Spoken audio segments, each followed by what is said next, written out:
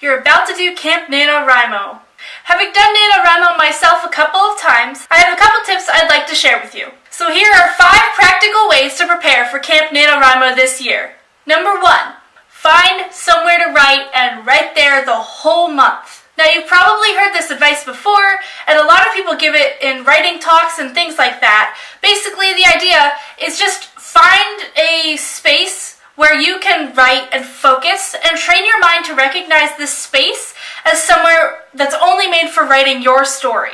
So this could mean a living room couch, a desk somewhere, a corner in your room, maybe a rocking chair. It could be by a window, it could be in a coffee shop, or maybe a little restaurant that has Wi-Fi that you can just sit in for a while. But the important part is to try and find a place where you can go every day during the month in order to really focus on what you want to write. Tip number 2, prepare. Now, I know, if you're a pantser writer and you like to write by the seat of your pants and kind of figure it out as you go, the word prepare is kind of something you probably don't care for. But both pantsers and planners can do this for Camp Nanowrimo. If you're more of a pantser and you like to write while you go, that's great. Now, in order to prepare for Camp Nanowrimo, especially if you're doing a novel, try and think about your story. Just think about the characters and the setting and the world and what type of story you want it to be. Come up with a theme, those type of things, so that when you start writing, and even if you don't really have the story planned out, you have a good idea of what your world is like, who your characters are, and you can just let them take off and do whatever it is that they need to do. If you're more of a planner writer like me, try outlining your story. Or, again, figuring out your characters. It works for both types of writers. If you at least have some type of general outline of a plot, then you have a good way to kind of reach some type of goal every day. And this advice can work for people who aren't even doing a novel specifically. If you want to write poetry or articles or edit through a novel maybe that you've written in the past, preparing is still a great way to make sure that you're getting the stuff done that you want to get done.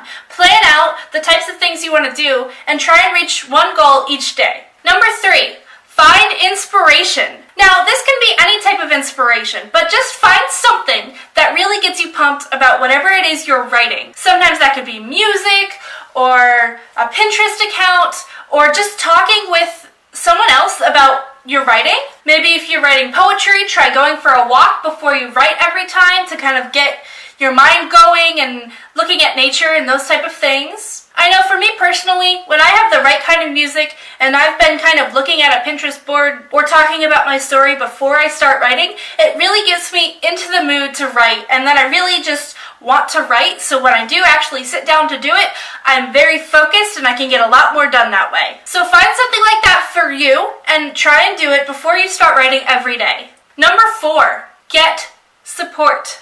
Whether this is friends or family, or maybe join a cabin on Camp Nanowrimo's website. Make sure that you have people around you who are going to encourage you to write every day, even if those people aren't physically there. So if you have online friends to support you, that's great too, as long as you have someone to make sure that you're writing every day, and you can return the favor by trying to support them every day too, as you both write together. And finally, number 5, just write.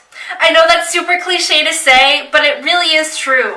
Even if you don't feel like writing, you're not in the mood, the inspiration tips haven't helped, and you're just kind of really done with that day, just write a couple words anyway. Just sit down and write for a little bit and get something done rather than nothing. You might be surprised by what you get done, or you might not, but either way, at least you have more on the paper than you did when you started that day. So that was 5 practical tips on preparing for NaNoWriMo. I hope that was at least a little bit helpful. Hey!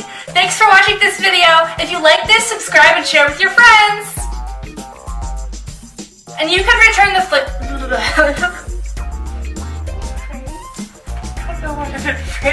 If you like the